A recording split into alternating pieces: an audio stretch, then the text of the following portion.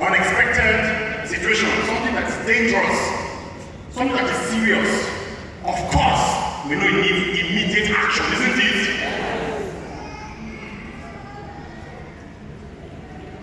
The DIOCESAN Women's Conference, you guys have done an absolutely fantastic job. Give yourselves a fantastic round of applause. Fantastic round of applause. Next slide, please. So my name is Emeka Okor. Auntie was talking about that my name is Emeka and that's the Igbo. I'm actually not Igbo, I'm from Delta, but my mom is from Sabah, so she gave me Emeka. So that's my name. My name is Emeka Okor. I'm a neurosurgeon. So a neurosurgeon is a brain and spine surgeon. Okay? I did my medical school in Nigeria here in the University of Benin, and then moved to the UK and trained to become a neurosurgeon in the UK. So I'm a neurosurgeon generally, but I'm actually a subspecialist in neurosurgery. So I know what's called these neurovascular, so who actually have blood problems, and also I do spine surgery as well, complex spine surgery. Okay, so this is what I want to talk about today. Chika Olisa, thank you very much for the stories that you actually told us. These are real life stories. And one of the keys we want to do today is to educate and inform. Extremely important. Okay?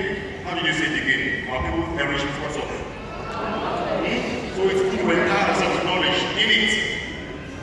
Okay, so that's what we're talking about. Two stories. We're going to talk about the stories. Okay, let me make it one story.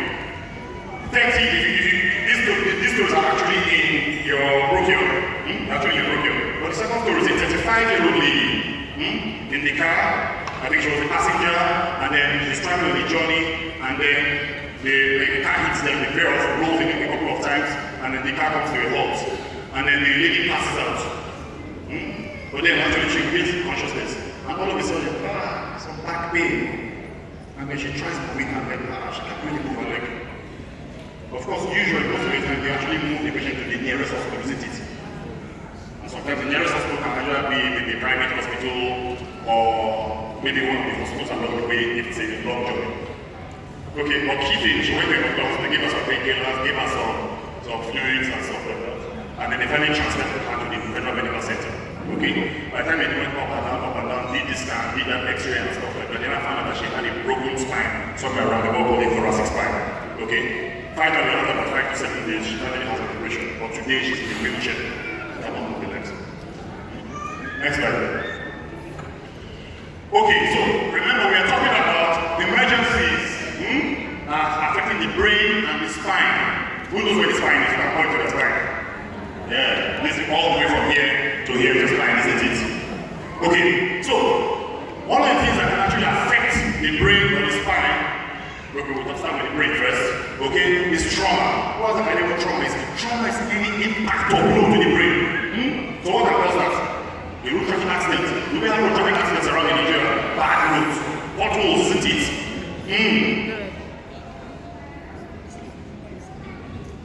A fall from behind.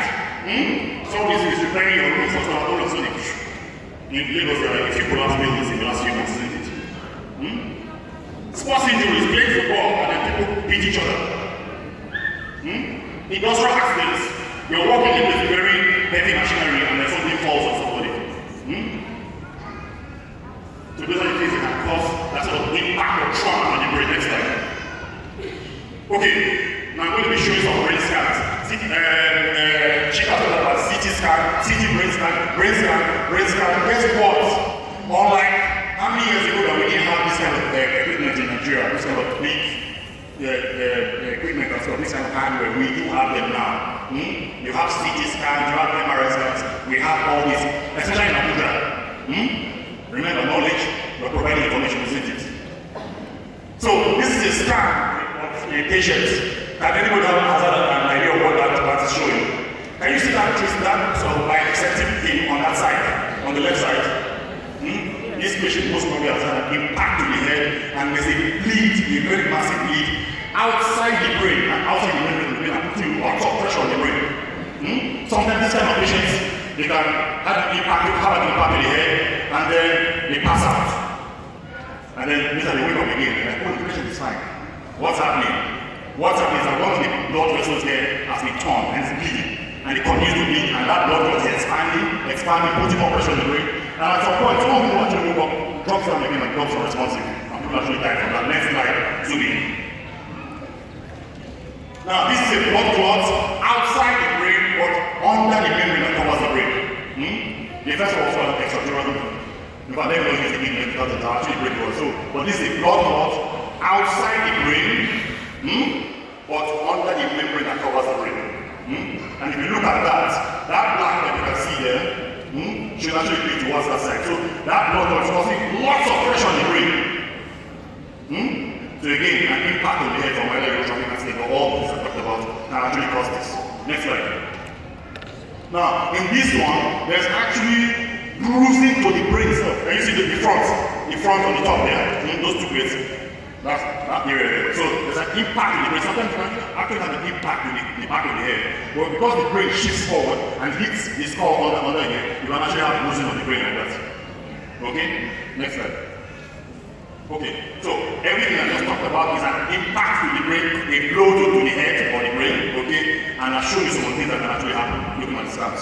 Now, go back please. And zoom in. Okay, so now we're going to talk about spontaneous impacts to the brain, but brain attack from inside. This time, nobody's hitting your head. Nobody hits your head. How do we usually say this? The guy was well, what was wrong with him? All of a sudden he just shouted, yeah! Collapse on the ground. So this is something happening from inside the brain. Next slide.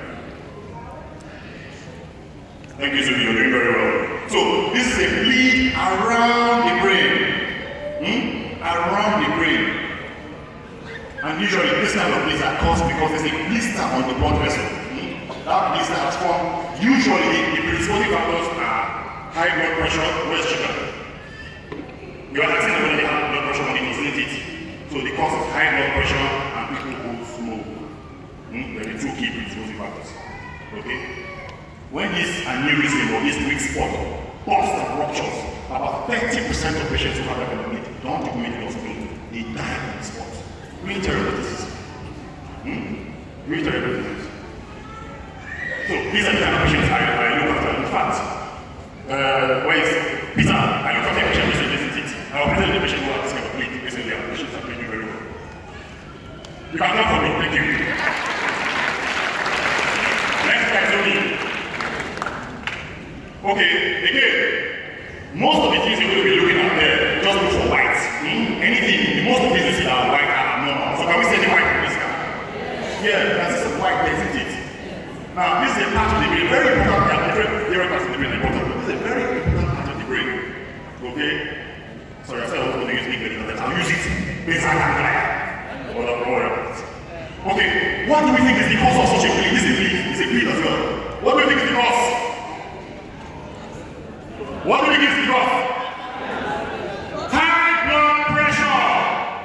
Chica. Where's Chica? Blood pressure monitor. I'm going to be reminding them. Next slide. Can we see the whites? 6 minutes, okay.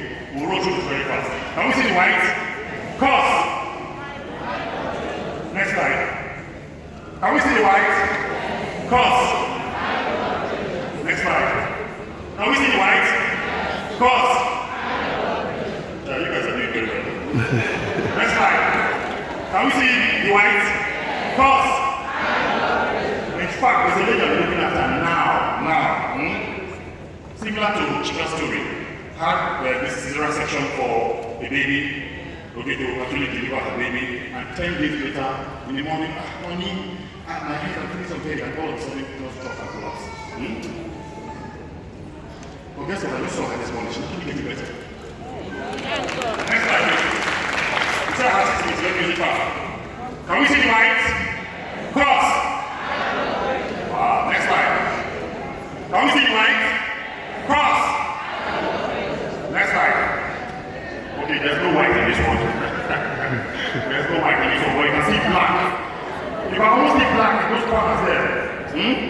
Now, in this one we call an ischemic stroke. All the others are hemorrhagic stroke. Hemorrhagic means bleed, blood. Ischemic means that the blood vessel that's supposed to carry blood to that part of the brain is blocked, and no blood is going to that area of the brain. So, we can see the next slide. So if you can see black in this area, one is ischemic stroke, blood Next slide. Okay, spine. I gave you a story about a 35-year-old lady. She was traveling and then all of a sudden, involved in an accident and they couldn't move the legs. Even the fall. All the things I talked about can also give you spinal injury as well. Do we all know that there's a difference between the spinal cord and the spine? Do we know? How many of us eat fish? 6 minutes, just 3 minutes. How many of us eat fish? Okay. Do you know that bone in the fish? That bone in the middle? Do you know that there's some soft thing you pull out from the center? So which one is spine? Which one is spinal cord? Awesome. They look alike. There's something you know from the middle. The bone is the spine. The spine is the bone. The soft thing inside is the spinal cord. So there's a difference. Spine is bone, actually protects the spinal cord. What do you think the spinal cord is? The spinal cord is that cable of wire that takes electricity from your brain to the rest of the body. That's how it is. Yeah, that's spinal cord. So if you have an injury to the spine and the spine is damaged and you have presence of the spinal cord, which takes electricity, there's electricity going to flow down the other area. No wonder that lady lost the function of her legs. Next slide. Okay, so that just means at the end of the spine. You can see the skull there. All the rest from the base of the skull down there, that's the spine. And you can have injury to any of those areas of the spine, in the neck, in the part from here to here, the thoracic spine, or in the lower spine, in the waist region, which is called the lumbar spine. Next slide. This patient actually was involved in an accident, and then the bone between the fifth, there are 7 bones in the neck, between the fifth and 7 bones got dislocated and was pressing on the neck and he couldn't actually raise that hand up. So we operated on him from the front here and actually created more space, and then his hands are now much better. You can almost see, it's difficult to say, but if you look at the one on your right, you can actually see like a cage and some screws there. So, injury to the spine and the neck. Next slide, please. Now, this story is similar to the story I talked about the 35-year-old lady. And this is what actually we've operated on her. What we did is that we actually created space for the area where there was some pressure on the spinal cord. And because by the time we take some bone from the backbone of doing the operation, we can make the spine stabilize it. So now do our carpentry work and put screws and rods and stuff to hold things in place. I think she's been to use her legs a little bit, but she's still on the wheelchair. One of the key things is about intervening. Remember, when an emergency, what do we need to do? We need immediate action, isn't it? If a patient has a spine injury, whether in the neck, the thoracic spine, the lumbar spine, if you're going to get any good outcome, the earlier you intervene, the better for the patient. I think she had an operation almost like 2 days after the operation. That's really good. In the UK, we are trained, we aim to actually do these operations within 24 hours. In Nigeria, are you able to do that in Nigeria? Or very difficult, isn't it? Like Chika said, we have a very weakened healthcare system. Let's not lie to ourselves. And that's why when you have a system that's really weak, one of the key things you can do to actually jump this is to empower yourself with information. And that's what we're doing here. Next time, let's roll very quickly. So, what do you do then when there's an emergency? When there's an emergency, what do you do? Next slide. Who knows what that means? That's brain and it's clock there. What does that mean? It's an adage that you tell people. Time is brain. Remember what Chika was saying? She was trying to tell you when the lady came to the hospital, when they did the scan, when the surgeon came and said we want to operate. Everything is about time. Everything is about time. Unfortunately, one of the things I find, especially with strokes, is that first thing you go to a private hospital. Of course, the private hospital wants to make their money, isn't it? But they'll take you in, and then they'll give you surgery, check your blood pressure, do some blood tests, catch you for malaria and typhoid. And so by the time they even get into a place, a facility that has the capacity, you can complete now. Time has gone. So that just means time is brain. Next slide. Again, time is brain. Time. Remember, I said immediate action. Immediate action. You start moving. Next slide. So, in reality, it will be next slide again. So, the first thing is that whenever any of these things happens, you have a relative, a family member, or whatever, you're in the room with them, they drop that, headaches and stuff like that, or there's an accident or something, any of the things I've described so far. the first thing is safety first. Always assess the situation. Someone falls from the roof or falls, and they start rushing there. It's not going to check. It's everywhere safe. The first thing is safety. Okay? What's the second thing? Call somebody. Call a number. Call somebody. Unfortunately, our emergency systems are not very well developed in Nigeria, but hopefully you have somebody to call. There's a friend of mine that's developing an ambulance service now. That's his number. Anybody wants to write it down? 090-999-5595. Anybody wants to write it down? Yeah, quick. I'm not going to give you like 10 seconds to write it down. Call somebody. Very, very important. Call somebody. The next thing, be careful how you move the patient. Usually, in accident scenes, you just see them with their hand like this. There's the head down like this. You make that lady, you saw the scan, you saw those screws and stuff. That lady, when she had the accident, they moved her to about 3 or 4 hospitals. And I gather from the story that when she went to the hospital, they actually took her, and someone was kind of walking with her. Someone was kind of. But most of it actually damages my spinal cord. Be very careful when you move patients, especially when they're strong. Okay? Thirdly, move the patient to a facility that has the capacity to manage this kind of complicated patients. Ladies, if after everything I've said today, you didn't get anything, you must get this one. Not all hospitals have the capacity to actually look after patients who have these kind of things. So when you're moving your patient to that private hospital just around the corner, be very careful. And I said that very clearly, preferably in an ambulance if possible. Preferably if possible. Because in this our setting, most of the time it's not possible, isn't it? But I'll give you a number anyway, hopefully that number helps.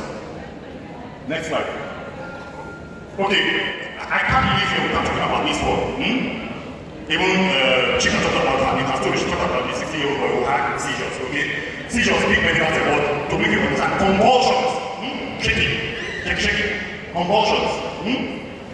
If you had a relative or a friend, whatever, you're around the patient, they drop down and start having this your convulsion, what are you going to do? Carry your spoon, mouth, and please do not do that. Don't do that at all, you're causing more problem. All you just do is just roll the patient to the side and wait. That's all. And hopefully the seizure will stop. Okay? Yes, that's all. Don't put any spoon or anything. Yes, this one for me. That's great for you. Do not put food in the mouth. Oh, we have cow, baby, cow urine. No, please. I beg, can I kneel down? I beg you. Just roll the patient to the side. Any side at all, any side. Because the key is that once someone is lying down like that, having a seizure, they can aspirate. Aspirate means things that come out of the top, they can go to the windpipe, into the lungs. So just turn them to the side and wait. Of course, they continue to have a seizure, it doesn't stop. You're going to hospital, isn't it? But stop all those spoon and all those things, please. If everybody's like going, you say, yeah. So, next slide. Okay, so, I just put that out there. Please, look at this. And how many of us here are based in Abuja? No, to be serious, how many of you are based in Abuja? All these hospitals are put up here, they are in Abuja. If you have any issues, these are the hospitals that have confidence that they can actually take you in and start doing some proper job if there's an emergency of the brain or the spine. And they are Federal Medical Center Abuja, and one of the consultants like also the residents, okay? Of course, National Hospital Abuja, okay? Abuja University Hospitals, the first three are public teaching tertiary hospitals, isn't it? There are some private hospitals that actually trust. Gwarinpa Hospital is actually not a private hospital. It's not a public hospital, it's not a private hospital. Like a public-private arrangement, isn't it? Yeah, exactly. And then, see, that Christ Hospital, yeah, I trust them. Nisa Hospital, yes, now I trust them. And Zen Medical Center, I trust them. Beware of taking this kind of patients to the nearest private hospital. Next slide, please beware. Now, like I said, working healthcare system, but part of what we are doing is empowering you with information. And we need to empower you with information so you can do the right thing. Because, next slide please, The Nigerian patients are working. Thank you very much, and all the best.